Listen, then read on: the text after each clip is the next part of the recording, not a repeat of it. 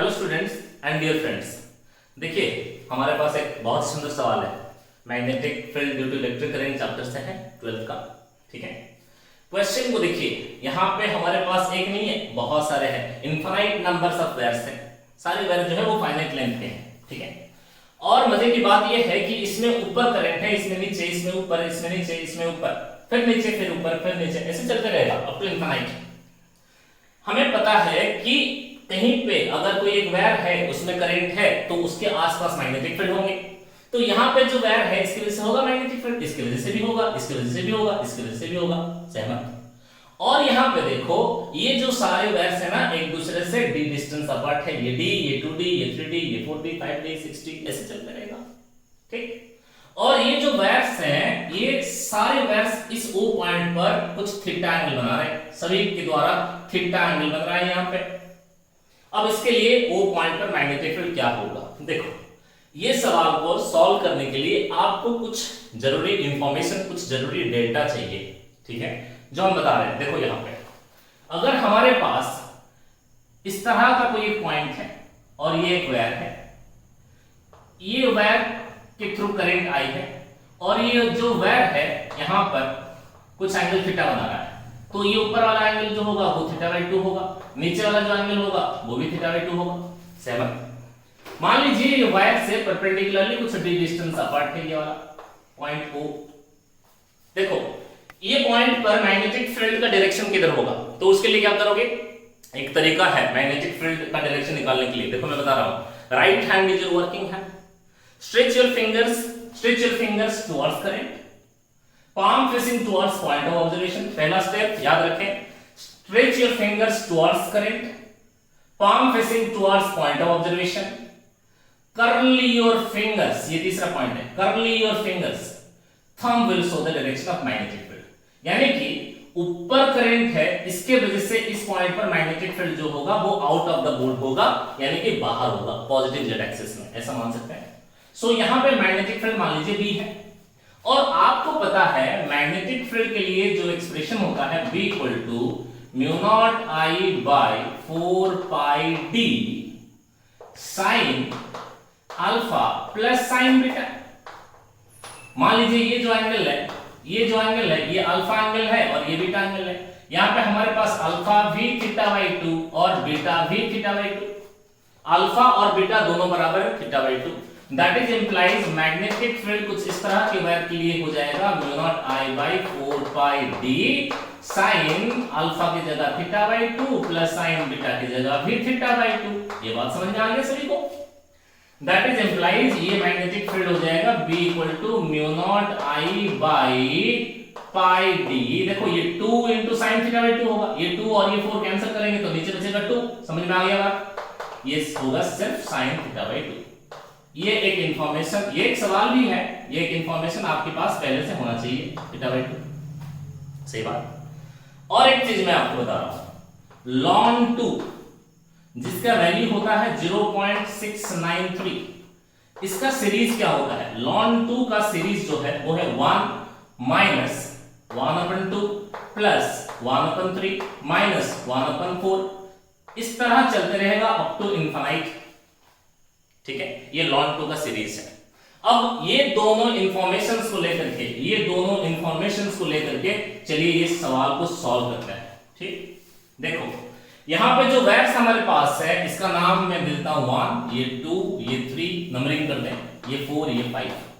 इसकी वजह से जो भी मैग्नेटिक फील्ड आएगा वो 1, ये 2, ये 3, ये 4, 5। ठीक है, so magnetic field at the point O will B, ये 1 की वजह से मैग्नेटिक फील्ड वेक्टोरियली लिख रहा हूं मैं, 2 की वजह से सबको ऐड करेंगे, प्लस 3 की वजह से, प्लस 4 की वजह से, इस तरह अप टू इनफाइनाइट तक चलते रहेगा। ठीक है, देखो यहां पे सो magnetic field at point O will B, ये पहले वाला जो है, देखो पहले वाला करंट जा रहा है I, एंगल बना रहा है थीटा, यानी कि ये θ/2 और डिस्टेंस d है, यानी कि इसके वजह से मैग्नेटिक फील्ड होगा कितना? हाँ, μ0 I by 2 pi d sine θ/2। इसको हमको पॉजिटिव लेना होगा। क्यों? इसमें करंट किधर जा रहा है, ऊपर। Stretch your fingers towards current, palm facing towards point of observation, curl your fingers. तो मैग्नेटिक फील्ड ऊपर आ रहा है, तो ये पॉजिटिव है, सही बात। अब देखो ये दूसरे वाले जो वायर है इसके वजह से मैग्नेटिक फील्ड किस तरफ होगा और कितना होगा। पहला बात है किस तरफ होगा, करंट जो है वो नीचे है, stretch your fingers towards current, palm facing towards point of observation, curl your fingers. ऐसे करेंगे तो मैग्नेटिक फील्ड नीचे अंदर आ रहा है नेगेटिव जेड में, यानी कि अब प्लस नहीं लिखेंगे, अब माइनस लिखेंगे। ये बात समझना है, ठीक है ना। इसके वजह से करंट बाहर, इसके वजह से करंट अंदर, फिर बाहर, फिर अंदर, फिर बाहर, फिर अंदर, यानी कि प्लस माइनस ये सिलसिला चलते रहेगा। देखो इसके लिए कितना होता है, किस तरफ होता है, ठीक है। इसके वजह से बाहर, इसके वजह से अंदर, इसलिए माइनस है, अंदर की तरफ हो गया। और कितना होगा, देखो mu naught I by 2 pi D sine theta by 2। लेकिन ये सेकेंड वाला जो वायर है इससे ये पॉइंट O जो है वो कुछ 2d डिस्टेंस पर है, यानी कि यहाँ पे d नहीं लिखेंगे, ये जो डिस्टेंस है यहाँ पे हम 2d लिखेंगे। ये बात समझ में आ गया सभी बच्चों को, हेलो सर, ये सुनो।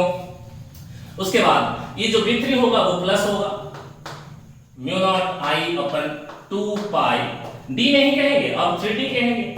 समझ में आ गया सभी को, अब सारे बोल सकते हैं आप, ठीक है ना। उसके बाद वाला होगा minus mu naught I upon 2 pi, 3d नहीं बोलेंगे 4d बोलेंगे, ठीक है ना। चौथे के लिए 4d होगा डिस्टेंस, अरे दिख रहा है ना ये 4d डिस्टेंस है, और ये होगा साइन थीटा बाई 2। उसके बाद वाला आएगा प्लस, फिर ऐसे ऐसे चलते रहेगा अप टू इनफिनिट। ये बात समझ में आ गई सभी को। अब देखिए यहां पे क्या हो रहा है, सारे टर्म से कॉमन वाले चीज क्या है, म्यू नॉट कॉमन है, आई भी कॉमन है, साइन थीटा बाई 2 भी कॉमन है, ये 2 pi D 2 pi D 2 pi D 2 pi D सब में कॉमन है। So magnetic field at point O due to the series of the wires will be, इसमें mu not I by 2 pi D sine theta by 2 को बाहर ले जाइए। इसमें क्या बचेगा बाबू 1, इसमें क्या बचेगा बाबू 1/2, इसमें क्या बचेगा बाबू प्लस 1/3, इसमें क्या बचेगा बाबू माइनस 1/4। इस तरह अप टू इनफिनिट तक, कहां तक, इनफिनिट तक।